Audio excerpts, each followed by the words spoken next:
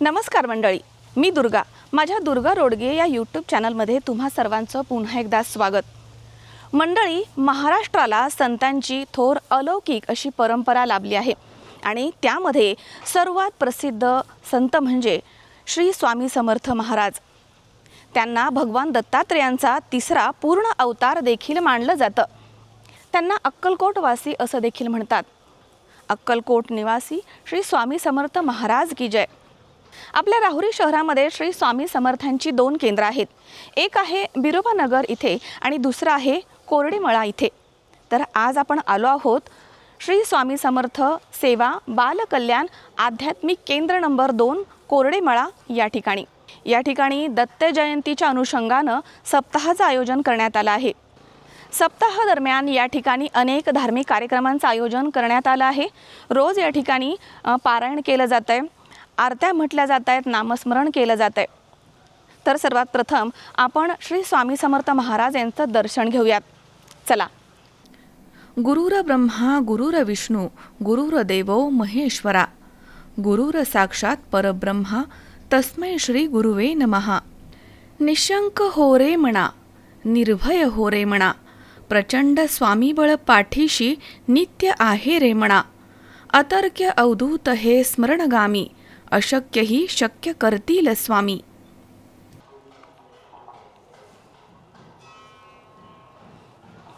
मंडळी, दैनंदिन जीवनामध्ये आपण खूप संकटांना सामोरं जात असतो, खूप गोष्टी फेस करत असतो, खूप स्ट्रगल करत असतो. मात्र त्या सर्व स्ट्रगलमध्ये, त्या सर्व संकटांना जेव्हा आपण सामोरं जात असतो त्यावेळेला कुठेतरी मन थकतं, शरीर थकतं. त्यावेळेला आपल्याला असं वाटतं की कोणीतरी आपल्या पाठीवरनं, आपल्या डोक्यावरनं हात फिरवावा, कोणीतरी आपल्याला आधार द्यावा. त्यावेळेस भगवान श्री स्वामी समर्थ महाराज यांचं एक अद्भुत आणि आशीर्वादरूपी वाक्य आपल्या कानावर पडतं. भिवू नकोस, मी तुझ्या पाठीशी आहे. या वाक्यामध्ये एवढी ताकद आहे जी शब्दामध्ये आपण वर्णन करू शकत नाही. या एवढ्या वाक्यानं आपण मोठमोठे संकट सर करू शकतो. हे आहे राहुरी शहरामधील कोरडेमाळा येथील दिंडोरी प्रणित श्री स्वामी समर्थ सेवा आध्यात्मिक विकास आणि बालसंस्कार केंद्र नंबर 2. स्वामींच्या नामस्मरणानं आणि त्यांच्या आशीर्वादानं पावन झालेला हा मंदिर परिसर. दिंडोरी प्रणित श्री स्वामी समर्थ सेवा आध्यात्मिक विकास आणि बालसंस्कार केंद्राच्या स्थापनेला 11 वर्ष पूर्ण झाली आहेत. गुरुमाऊली अण्णासाहेब मोरे दादांच्या आशीर्वादानं या केंद्राची यशस्वी अशी आध्यात्मिक वाटचाल सुरू आहे. गेल्या 3 वर्षांपासून या ठिकाणी सप्ताहाचं आयोजन करण्यात येत आहे. श्री दत्तात्रेय कोरडे म्हणजेच प्रभुदादांच्या नेतृत्वाखाली या ठिकाणी विविध धार्मिक कार्यक्रमांचं आयोजन केलं जात आहे. सप्ताहाच्या दरम्यान इथे होमहवन, नामस्मरण तसेच दररोज वेगवेगळे याग जसं की गणेश याग, स्वामी याग, गीताई याग, चंडी याग, रुद्र याग संपन्न होत आहेत. श्री गुरुचरित्राचं पारायण इथे दररोज केलं जात आहे. तसेच दररोज नित्यनियमानं या ठिकाणी आरती केली जाते, नामस्मरण केलं जात आहे. एकंदरीतच मंत्रांच्या जयघोषानं आणि श्री स्वामी समर्थांच्या वास्तव्याच्या अनुभूतीनं येथील परिसरामध्ये एक अलौकिक चैतन्य निर्माण झालंय. आपण आलो आहोत श्री स्वामी समर्थ सेवा बालकल्याण आध्यात्मिक केंद्र नंबर 2 कोरडेमाळा या ठिकाणी. या ठिकाणी सध्या सप्ताह सुरू आहे, कारण दत्त जयंती येत आहे. त्या अनुषंगानं सप्ताहाचं आयोजन करण्यात आलं आहे. या ठिकाणी बालसंस्कार वर्ग देखील घेतले जातात, आध्यात्मिक कार्यक्रम राबवले जातात, समाज प्रबोधनकर असे कार्यक्रम देखील या ठिकाणी राबवले जातात. तर या ठिकाणी काही इथले प्रमुख व्यवस्थापक आहेत, सेवेकरी मंडळी आहेत, त्यांच्याशी आपण थोडीशी चर्चा करूयात आणि या संस्थांविषयी जाणून घेऊयात. नमस्कार. नमस्कार. श्री स्वामी समर्थ. श्री स्वामी समर्थ. तर या ठिकाणचं कार्य नेमकं कसं चालतं? सर्वात प्रथम मला सांगा, स्वामी समर्थांविषयी थोडक्यात माहिती सांगा मला. माझं नाव श्री दत्तात्रय कोरडे आणि आम्ही मूळचे राहुरीचेच आहोत. इथं या कलियुगाचे मालक तसे दत्त भगवान आहेत आणि विविध आविष्कारातून त्यांचं कार्य चालू आहे. त्यांचा प्रथम आविष्कार म्हणजे श्रीपाद श्रीवल्लभ स्वामी, ज्यांना आपण एकमुखी दत्त म्हणतो. त्याचबरोबर दुसरा आविष्कार की जे गाणगापूरचे दत्त महाराज, आणि पुन्हा कार्याची थोडी रूपरेषा बदलून अक्कलकोट या ठिकाणी ज्यांचं 22 वर्ष वास्तव्य होतं ते परब्रह्म भागवत स्वामी महाराज की यांच्या रूपानं, आणि आज त्यांच्या महानिर्वाणानंतर या दिंडोरी प्रणित कार्याच्या माध्यमातून स्वामींचं कार्य हे या प्रमाणे चालू आहे. आणि प्रत्यक्ष दत्त महाराजांचंच कार्य ह्या स्वामींच्या रूपानं सध्या चालू आहे. श्री स्वामी समर्थांची शिकवण आहे भक्ती, ज्ञान आणि कर्मयोग, या दृष्टीनं आपण हा प्रवास चालू आहे. मग तो प्रवास तुमचा कसा आहे नेमका? हा प्रवास नेमके असा आहे की आमचे गुरुवर्य परमपूज्य गुरु माऊली की 60 वर्षापूर्वी हा दिंडोरी प्रणित जो मार्ग आहे हा दिंडोरी या ठिकाणी सुरू झाला. आमचे पिठले महाराज की ज्यांनी 24 वर्ष तेजाची तपश्चर्या केली, आणि आज आपण या ठिकाणी जो दरबार पाहतो हा दरबार त्यांनी स्थापन केला. परंतु पुढे त्यांच्या महानिर्वाणानंतर हा दरबार दिंडोरी या ठिकाणी त्यांचे अर्जुनासारखे शिष्य सद्गुरू मोरे दादा हा यांच्याकडे सुपूर्त करण्यात आला. मग दादांनी खूप असे क्रांतिकारक बदल केले, क्रांतिकारक योजना आणल्यात, क्रांतिकारक समाजासाठी काही गोष्टी केल्यात की ज्यामध्ये की हे श्री आज आपण पाहिलं की लाखोच्या संख्येनं महिला श्री गुरुचरित्र वाचतायत. सर्व जाती धर्माचे माणसं यामध्ये सहभागी झालेले आहेत आणि सर्वांना याचे अधिकार दिले. त्याचबरोबर गायत्री मंत्र असेल, नवरनव असेल, सप्तशती असेल, सर्व जे काही वैदिक मंत्र स्तोत्र जे काय आहेत हे वाचण्याचे आणि त्याची उपासना कशी करावी याबाबतचं मार्गदर्शन हे दादांनी केलं. आणि तोच वारसा आज गुरु माऊली ह्या दिंडोरी दरबारच्या माध्यमातून संपूर्ण महाराष्ट्रच नव्हे तर भारत आणि देशाच्या पाठीवर सुद्धा हे चालू ठेवलेलं आहे. हेच मंत्र स्तोत्र ग्रंथ हिंदी, इंग्लिश, गुजराती असे विविध भाषेत सुद्धा निर्माण केले आणि सर्वांसाठी ही आध्यात्मिक पानपोई, ही आध्यात्मिक संधी ही निर्माण करून दिली. आणि काय झालं की आपल्याकडं एक बिरोबानगरमधील केंद्र सुरू झालं, परंतु ती जागा ह्या दिंडोरी प्रणित दरबारच्या नावावर नाही आहे किंवा आज खास महाराजांची म्हणून नाही, तर बऱ्याचशा अडचणी निर्माण होत होत्या. तर त्यामुळं आम्ही ठरवलं की महाराजांची हक्काची जागा असावी. राहुरी शहराला स्वामींसाठी एक हक्काचं जागा, त्यांचा दरबार असावा की दिंडोरी प्रणित कार्याला वाटेल तसे ते सुधारणा या ठिकाणी करू शकतील. तर म्हणून आम्ही या ठिकाणी ही दुसरी केंद्राची निर्मिती केली. त्याचबरोबर किती वर्षापासून आहे हे केंद्र? हे केंद्र जवळपास 11 वर्षापूर्वी सुरू झालं, परंतु पुढे ह्या 4-5 वर्षात आम्ही थोड्या सेवाची वाढ करून आज पूर्वी फक्त साप्ताहिक आरती असायची, परंतु आता दररोज सकाळची भुपाळी आरती, आठवड्यातून 3 आरती या ठिकाणी असतात. स्वामी पुण्यतिथी सप्ताह आणि दत्त जयंती सप्ताह सुद्धा या ठिकाणी घेतला जातो आणि नवीन नवीन भाविकांना याच्यात सहभागी करून घेतलं जातं. आपल्या केंद्रात असं वेगळं काय म्हणजे प्रबोधन केलं जातं, काय समाजाला एक संदेश दिला जातो, काय सांगाल याच्याबद्दल? आता यामध्ये गुरु माऊली यांनी या कार्याच्या माध्यमातून 18 प्रकारचं ग्राम अभियान हे सुरू केलेलं आहे. त्याच्यामध्ये प्राधान्यानं बालसंस्कार विभाग आहे, प्रश्नोत्तर विभाग आहे, कृषी विभाग आहे, वास्तुशास्त्र विभाग आहे, मराठी अस्मिता मराठी संस्कृती विभाग आहे, स्वयंरोजगार विभाग आहे, दुर्गा अभियान विभाग आहे, याज्ञिकी विभाग आहे. असे 18 तुम्ही मला हे पण बोलले होते की घरगुती काही क्लेश असतील किंवा काही गोष्टी तर त्या पण तुम्ही इथे बसून त्याच्यावरती तुम्ही काहीतरी निराकरण करता वगैरे. हो, तर गुरु माऊलींनी शिकवल्याप्रमाणे या ठिकाणी प्रश्नोत्तरच्या माध्यमातून आणि एकही रुपये न घेता जो व्यक्ती या ठिकाणी ज्याची व्यक्तिगत समस्या असेल, कौटुंबिक असेल, संततीचे प्रश्न असतील, आरोग्याचे असतील, शेतीचे असतील, व्यवसायाचे असतील, विवाहाचे असतील, तर यावर विनामूल्य सेवा रूपी मार्गदर्शन या ठिकाणी सेवेकरी करतात. आणि स्वामींच्या अधिष्ठानातून सेवा केल्यामुळं 99% काय 100% त्यांचं काम होतं आणि तशी अनुभूती इथे येणाऱ्या प्रत्येक भाविकाला मिळते. आता या ठिकाणी म्हणजे मुळातच ह्या कार्याचा उद्देशच असे की प्रत्येक घर सेवेकरी झालं पाहिजे, प्रत्येक व्यक्ती सेवेकरी झाला पाहिजे. आणि माऊलींनी सांगितले गाव तिथे केंद्र, घर तिथे सेवेकरी, ही आमची घोषणाच आहे. आणि म्हणून प्रत्येकापर्यंत हे कार्य पोहोचावं आणि प्रत्येकजण निर्व्यसनी व्हावा, प्रत्येकजण निरोगी व्हावा, प्रत्येक जणाला हे धर्म, संस्कार, संस्कृती ही प्रत्येकाच्या मनात आपल्याला रुजवली गेली पाहिजे. आज आपण पाहतो की परकीय संस्कृती आज प्रत्येकाच्या मोबाईलच्या रूपानं प्रत्येकाच्या खिशात आलेली आहे. आणि म्हणून माऊली तर म्हणतात की वादळात दिवे लावणं हा अशा पद्धतीचा हा संस्कार करणं हा एक भाग झालेला आहे. आणि म्हणून या स्वामींच्या अधिष्ठानातून नक्कीच याच्यात कायपालट होईल आणि होत आहे. आणि म्हणून जास्तीत जास्त संख्येनं इथं भाविकांनी यावं, याच्यात सहभाग घ्यावा. आणि हा दरबार सर्वांसाठीच खुला आहे. तर असं आमचं पुढचं नियोजन आहे. इथे ज्या सप्ताहाच्या दरम्यान काय काय कार्यक्रम राबवले जातात? आता सप्ताहाच्या दरम्यान प्राधान्यानं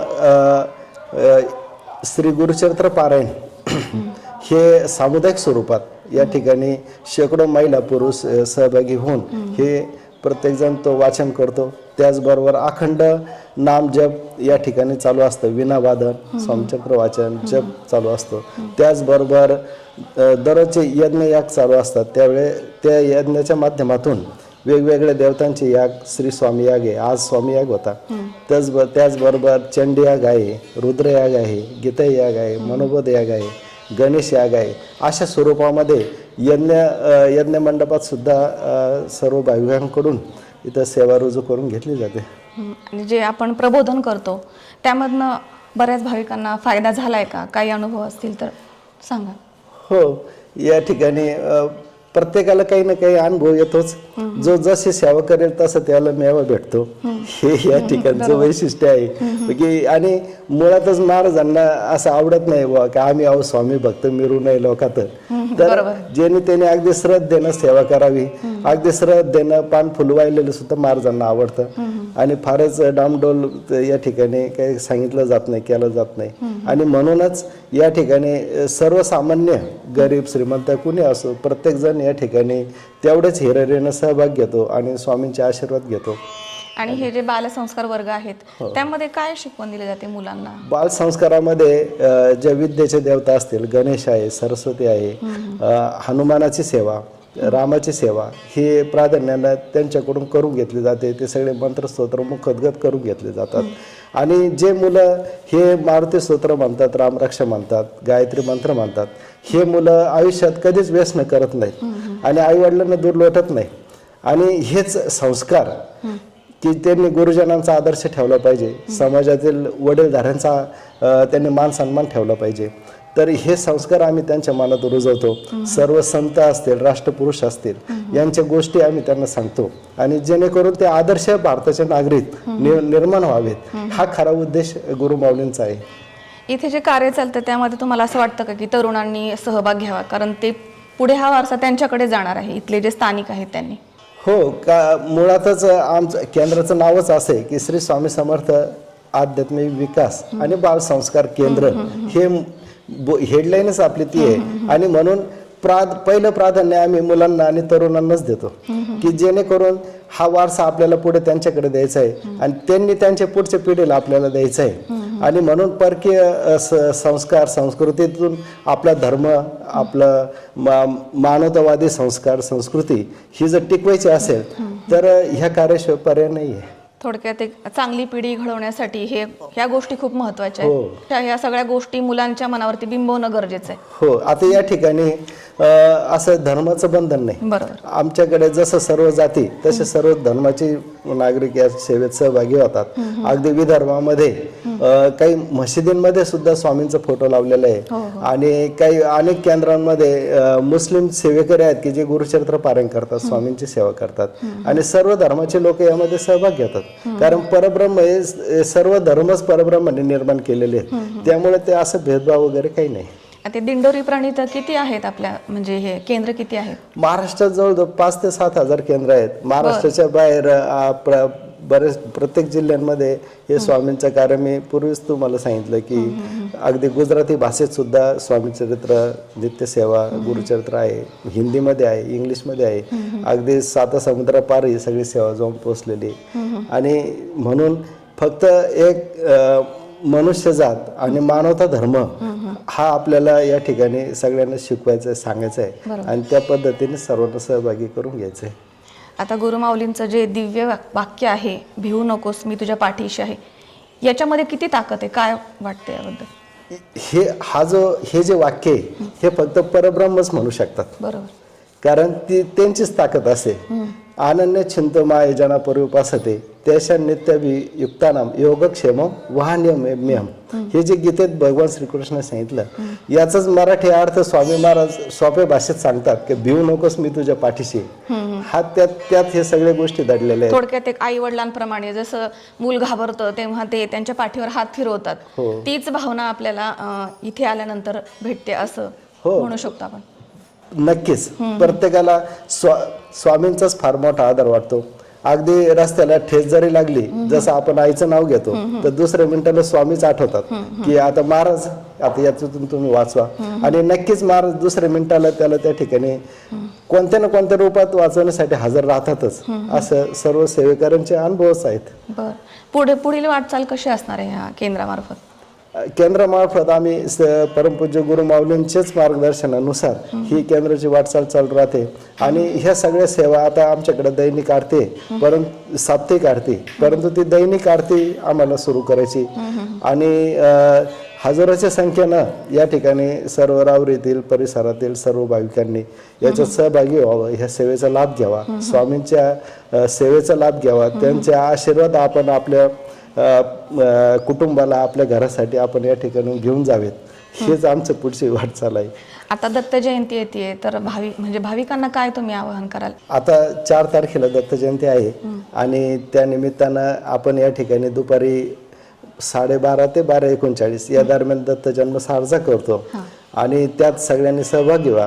या सप्ताहाची सांगता 5 तारखेला सकाळी 10:30च्या महानैवेद्य आरतीने होईल. त्याचबरोबर सत्यदत्त पूजनाने होत असते आणि त्यातही सर्वांनी सहभाग घ्या. आणि या ठिकाणी महाप्रसादाचं आयोजन केलेलं आहे, त्याचा सुद्धा आपण लाभ घ्या. आणि इथून पुढे येणाऱ्या प्रत्येक सप्ताहामध्ये स्वतः सहभाग घेऊन, सेवेत सहभाग घेऊन आपण प्रत्यक्ष महाराजांच्या आशीर्वादाचा लाभ घ्यावा, एवढं या ठिकाणी सांगतो. धन्यवाद. श्री स्वामी समर्थ. मी धनंजय नांगरे. मी 10 वर्षापासून स्वामींच्या सेवेमध्ये आहे आणि रोज नित्यनियमाने सकाळची आरती वगैरे आणि स्वामी चरित्राचे पाठ, नामस्मरण हे चालू असतं माझं रोज नित्यनियमाप्रमाणे. आणि स्वामींच्या सेवेत आल्यापासून माझे बरेचसे प्रश्न सुटलेले आहेत. जसं समजा मला नेहमी आर्थिक अडचण वगैरे असायची, तर महाराजांनी ते सगळे प्रश्न माझे दूर केलेले आहेत. दुकानचा धंदा कमी व्हायचा, आता व्यवस्थित धंदा पाणी व्यवस्थित चालू आहे. त्याच्यानंतर मला असं भरपूर अनुभव दिलेले आहेत की महाराज सांगत असतात तू घाबरू नको, मी तुझ्या जवळच आहे. त्यातला एक अनुभव असा आहे माझा की मी गाडी चालवत होतो 4 व्हीलर आणि पुण्याच्या ठिकाणी खूप गर्दी होती अशी, आणि सिग्नल म्हणजे पिवळा झाला होता, आता लागायचाच होता. तर मी गाडी काढून घ्यायच्या विचारत होतो, तर तेवढ्या समोर आमचे पाहुणेच होते ते पण, त्यांनी गाडी एकदम ब्रेक मारली मोटरसायकलचा. तर गाडी त्यांना धडकणारच होती, पण आता असं झालं की काय करू. पण महाराजांचं नाव घेतलं ना, डोळे बंद केले होते मी, महाराजांचं नाव घेतलं तर फक्त गाडी त्यांच्या कॅरेजला जाऊन टिकलेली होती, बाकी पुढचं काहीच नाही घडलं. म्हणजे जे काय अघटित घडणार होतं ते महाराजांच्या कृपेने सगळं हे झालं. असे म्हणजे खूप अनुभव आहेत सांगण्यासारखे, पण त्यातला एक अनुभव माझ्याच बाबतीतला होता असा. आणि सगळे माझे रिलेटिव्हच होते गाडीमध्ये पण, असे म्हणजे नाही का असं. अच्छा. तर सगळ्यांनी मी सांगतो की या सेवेमध्ये यावं, महाराजांचे आशीर्वाद घ्यावेत, सेवा करावी.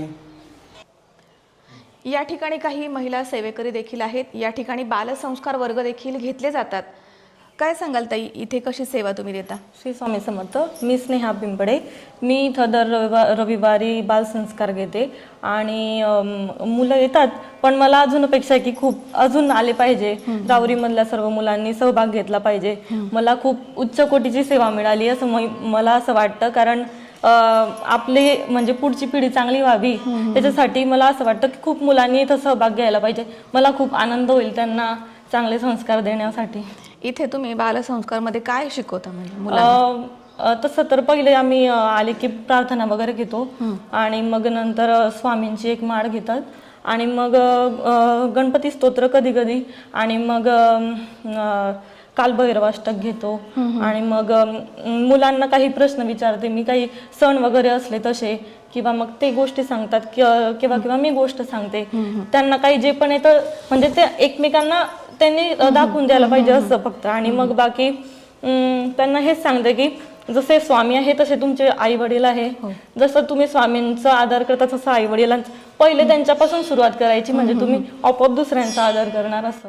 म्हणजे असं वाटतं का की मोबाईलच्या आहारी जास्त मुलं जात आहेत, त्यांनी इथे येऊन त्यांच्या आई वडिलांचं हे कर्तव्य आहे की इथे येऊन त्यांनी सोडलं पाहिजे बालसंस्कार वर्गामध्ये? हो, तर मी तसं पण सांगते त्यांना की मोबाईल वगैरे नका बघू. आणि त्यांची इथं थोडीशी सेवा झाली की आम्ही बाहेर थोडा वेळ खेळतो पण, म्हणजे त्यांना थोडं मैदानी वगैरे पण, कारण आजकाल मुलं बाहेर खेळत नाही, मोबाईलमध्येच गेम खेळत राहतात, त्याच्यासाठी थोडं इथं पण खेळ म्हणजे. आणि सर्व आई वडिलांनी त्यांच्या मुलांना इथं पाठवावं असं मला वाटतं. कारण माहित नाही अजून राहुरीमध्ये की चालू आहे असं माहित पडायला पाहिजे लोकांना की इथं चालू आहे याच्यासाठी.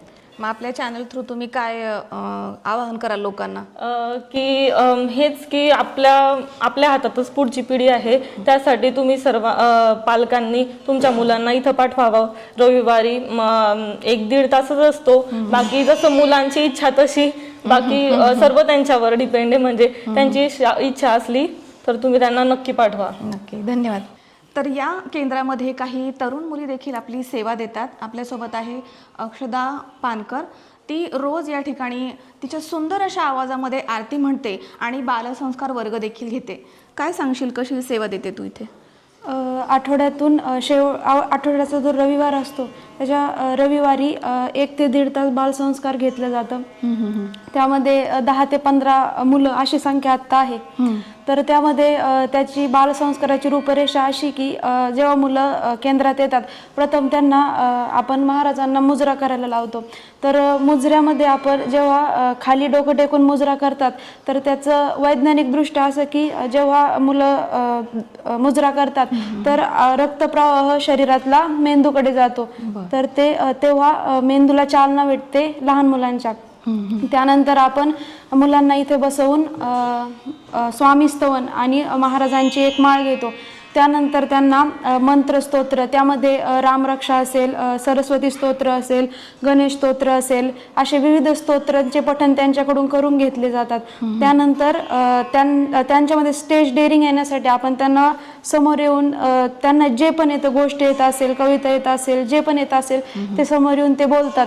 त्यानंतर आपण प्रसादाची वाटप करून मुलांना बाहेर घेऊन जातो. त्याच्यानंतर त्यांना जेही खेळ आवडत असतील ते आपण ते घेतो आणि त्यानंतर औदुंबर प्रदक्षिणा.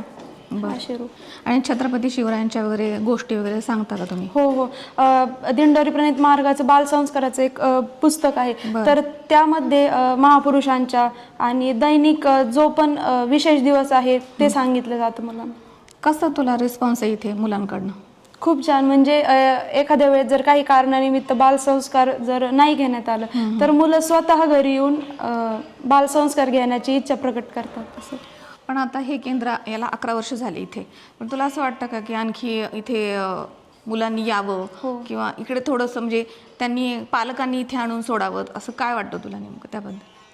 याचा जास्त प्रचार होण्यासाठी पालकांनी स्वतः आरतीला राहणं गरजेचं. पालकांची जबाबदारी आहे ही. हो, आणि आरतीला राहिलं की म्हणजे आरतीला जर उपस्थित राहिले तर वेगवेगळे सेवेकरी मार्गदर्शन करतात, त्यात बालसंस्काराचंही मार्गदर्शन होतं, मग त्याचा प्रचार प्रसार त्याद्वारे होतो. महाराजांनी तसे पावलोपावली अनुभव दिलेले, प्रत्येक गोष्टीत अनुभव दिलेले. किती वर्षापासून करतेस तू? 7 ते 8 वर्ष झाले. बरं, ठीक आहे, धन्यवाद. थँक्यू. श्री स्वामी समर्थ. श्री स्वामी समर्थ. आपल्या कोरडेमाळामध्ये श्री स्वामी समर्थ केंद्र सुरू होऊन 10 ते 12 वर्ष झाले. त्यावेळेस फक्त ओटा बांधलेला होता. आमच्या आई वडीलच फक्त सेवा करायचे. महाराजांचा फोटो होता आणि बाकी काही एवढे सेवेकरी नव्हते, पण हळूहळू वाढत गेलं. लोकवर्गणीतून हळूहळू कुणी विटा दिला, कुणी वाळू दिली, कुणी सिमेंट दिलं. लोकसहभागामधनं केलंय. सहभागामधून आता ही वास्तू चांगली निर्माण झाली. आणि योगायोग म्हणजे आपले दिंडोरीचे गुरु माऊलींच्या हस्ते याचं कार्यक्रमाचं भूमिपूजन झालं आणि 15 ऑगस्टला पण मोठा कार्यक्रम झाला. तेव्हापासून इथं केंद्र चालू झालं. तर आता आपण बघतो तर इथं आरतीच्या वेळेस बसायला जागा नसते. एवढं केंद्र आपलं दर गुरुवारी आणि रविवारी आरती असते. आता आम्ही ज्यावेळेस गुरुचरित्र चालू होतं म्हणजे दर 6 महिन्यांनी दत्त जयंती आणि स्वामी पुण्यतिथीला, तर त्यावेळेस आम्ही ज्यावेळेस पॉम्पलेट वगैरे वाटायला जातो तो आनंद आम्ही घरचे कामं बाजूला ठेवून ज्यावेळेस वाटतो तो एक आनंद वेगळा असतो. कारण त्याच्या निमित्ताने लोक येतात, गुरुचरित्र वाचतात. गुरुचरित्र वाचून झाल्यानंतर त्यांच्या घरातले जे प्रॉब्लेम सॉल्व्ह होतात त्याचा आनंद आम्हाला जास्त भेटतो. अशा पद्धतीने म्हणजे लोकांचे जे प्रश्न असतात ते या माध्यमातून दूर होतात. आता तुम्हाला काय वाटतं इथे आणखी भविष्यातील वाटचाल कशी असावी किंवा सहभाग कसा असावा लोकांचा? लोकांनी जास्तीत जास्त लहान मुलांना आता बाल संस्कार आमच्या महिला घेतात तर मुलांना पण पाठवावे आणि गुरुवारी रविवारी जी आरती असते त्यासाठी जास्तीत जास्त सहभाग घेतला जातो आणि प्रश्न उत्तर असतात.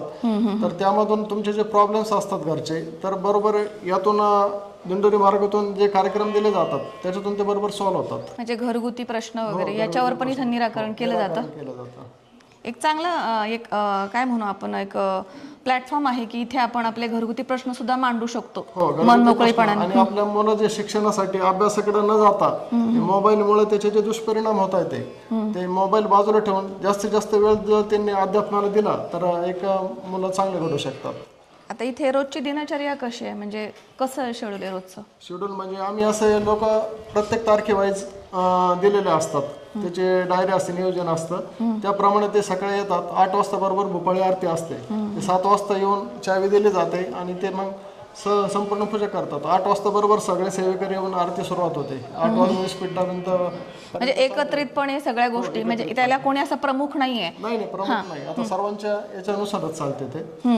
असं म्हणजे तुझा भाव कधीच नाही. म्हणजे मुस्लिम समाज असो, कोणता असो, कोणत्या समाजाचे येऊन गरीब असो, श्रीमंत असो, तसं काहीच भेदभाव नसतो. बरं. दत्त जयंती निमित्त जास्तीत जास्त लोकांनी यामध्ये सहभागी व्हावं. आणि भविष्यातील वाटचाल कशी आहे, इथे काय करण्याचा उद्देश आहे?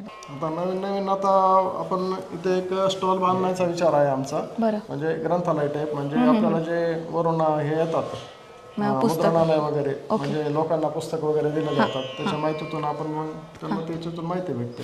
या ठिकाणी काही महिला सेवेकरी देखील आहेत, आपल्यासोबत आहेत स्वातीताई कोरडे. ताई, तुम्ही सांगा इथे कशी तुम्ही सेवा देता, काय तुमचा अनुभव आहे? सेवा आता 10 ते 12 वर्ष झालेली आहेत. माझ्या सासूबाईंनी सांगितलं होतं की आपण एकच सेवा घ्यायची की ती सडा रांगोळीची. आणि गुरुचरित्राच्या अध्यायात पण लिखतं की आपण जी महाराजांची सेवा करतो, सडा रांगोळी करतो, त्यामुळे आपल्यावर येणारे संकट किती लांब होतात. म्हणून माझा एक अनुभव सांगते की माझी एक मुलगी कल्याणी म्हणून, तिला लहान म्हणजे जन्मताच हृदयाला होल होतं आणि त्या होलाचं ऑपरेशन करायचं होतं. 2.5 वर्षाच्या असताना तिचं ऑपरेशन करत होतो आम्ही. डॉक्टरांनी ऑपरेशनला घेतलं तिला. ऑपरेशन झाल्यानंतर तिची अर्धा 1 तासानंतर भूल उतरल्यानंतर तिने पहिल्यांदा महाराज स्वामी महाराज, आजोबा असं नाव घेतलं. तर त्या डॉक्टरांनी आम्हाला एक अनुभव सांगितला की म्हणले ती कधी आम्ही असा एक घेतलंच म्हणजे अजून असा अनुभव आम्हाला आलेला नाही की एवढ्या लवकर कोणाची भूल उतरते म्हणून. तर हिची एवढी लवकर भूल उतरली आणि ही पहिल्यांदाच डायरेक्ट म्हटली स्वामी आजोबा. आणि ऑपरेशन पण सक्सेस झालं. 2.5-3 तास ऑपरेशन चाललं होतं. त्यांना सांगण्याची गरज नाही, ते आपल्या पाठीशी त्यानंतर 6 महिन्यानंतर परत मुलगा पण माझा बाईक खाली गेला होता. तेव्हा पण त्याच्या जरा थोडंसं कवटीला मार वगैरे लागला होता. तर मी फक्त मुलाला तशीच घेऊन इथे आली महाराजांच्या मंदिरात. म्हणलं मला काहीच लागत नाही, म्हणलं मी सेवा केली त्याचं फळ तुम्ही द्या का काही, हे मला काहीच लागत नाही आहे. फक्त माझ्यावर जे येणारे संकट आहेत ना ती तुम्ही पार करा म्हटलं. मग अर्धा 1 तासानंतर मुलाला नगरला नेलं आम्ही. तर तिथे डॉक्टरांनी इंजेक्शन वगैरे दिले. त्यानंतर त्याचं जे रक्तस्राव झालेला होता तोही रिपोर्ट सगळे नॉर्मल आले. तर ही फक्त मी एकच सांगू इच्छिते की आपण जी सेवा करतो नकळत त्याचं फळ महाराज आपोआप आपल्याला देतात. त्याच्यामुळे मी सगळ्यांना सांगू इच्छिते की तुम्हाला फळाची अपेक्षा करू नका, नकळत सेवेत राहा. नकळत महाराज तुम्हाला आपोआप तुम्हाला त्याची फळ देणार. म्हणजे चांगलं कर्म केलं तर चांगले तुम्हाला त्याचं- कर्म हां, केले तर आणि त्याचं श्रद्धा फळ- ठेवली. श्रद्धा ठेवली तर महाराज तुम्हाला त्याचं फळ देणार आहेत. नक्कीच नक्की. आणि तुमची मुलगी पण या ठिकाणी बालसंस्कार घेते. बालसंस्कारमध्ये ती ॲक्च्युली मगाशी बालसंस्काराचा आपला एक वर्ग झाला तर त्याच्यामध्ये हे बालसंस्कार केंद्र घेण्यासाठी ताईन ते उपस्थित राहतात. पण त्याच्यामध्ये मुलं कसे जमवायची ही त्या प्रत्येकाच्या घरी जाते, त्यांना म्हणते चला बालसंस्कार केंद्र चालू झालेलं आहे, आपल्याला बालसंस्कार केंद्रामध्ये जायचं. ठीक आहे, पहिल्यांदा संख्या 4 होती, पण नंतर तिने आपोआप ती संख्या वाढवली, 10 संख्या तिने आपोआप केली. ती प्रत्येकाच्या घरी जाते, काकू बालसंस्कार केंद्र आहे रविवारी, तुमच्या मुलाला पाठवा. ही प्रत्येकाला गोळा करून आणते आणि इथे बालसंस्कार केंद्र तिचाही त्याच्यामध्ये सहभाग असतो. आणि सगळ्यांनी या सेवेमध्ये उपस्थित राहा आणि नकळत सेवा करा. महाराजाचं फळ तुम्हाला नक्की देतील. श्री स्वामी समर्थ. आपल्यासोबत काही महिला भक्त आहेत, ते देखील या ठिकाणी अविरत सेवा देतात आणि त्यांचे काही अनुभव आहेत ते आपल्यासोबत ते शेअर करणार आहेत. सांगा ताई, काय सांगा? नेक्स्ट श्री स्वामी समर्थ. माझे मिस्टर खूप प्यायचे, पण 7 वर्ष झाले तशी ते पित नाही. कामधंदा पण आता चांगले करते, व्यवस्थित करते. पहिले काही करीत नव्हते घरामध्ये, असे म्हणजे खूप भांडणं करायचे, पीठ काही असे असलं तरी पण सांडून द्यायचे. पण स्वामींचे याच्यात आल्यामुळं स्वामींचा आम्हाला अनुभव आला, त्याच्यामुळं ते म्हणजे काही बोलत पण नाही, बोलायला पण नाही, मला पण मारहाण नाही. नाही तर पहिलं खूप आम्हाला त्रास द्यायचे, आता काही नाही. म्हणजे आम्हाला स्वामींचं म्हणजे केंद्र पण माहीत नव्हतं, आम्ही नुसतं नाव ऐकून होतं. मग ते स्वामींचं तिकडंच दारू सोडायला नाही, त्याच्यामुळे त्यांचं व्यसन पण सुटलं आणि ते चांगले वळणाला पण लागले. त्यांच्याबरोबरचे जेवढे जोडीदार होते तेवढे पण गेले, पण स्वामींमुळे आमचे पती टिकले. श्री स्वामी समर्थ.